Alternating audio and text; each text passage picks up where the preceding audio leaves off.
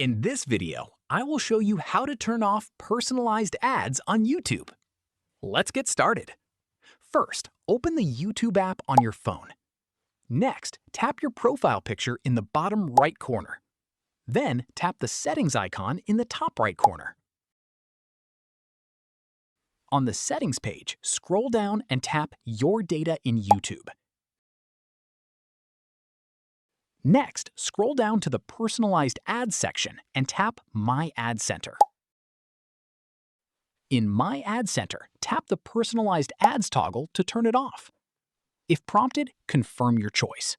Your preference will be saved automatically. Once disabled, Google will no longer use your activity to personalize ads across YouTube and other Google services. You'll still see ads, but they'll be less personalized based on your activity. That's it. You've successfully turned off personalized ads on YouTube. If you found this tutorial helpful, don't forget to like the video, subscribe to the channel, and leave a comment below. Thanks for watching.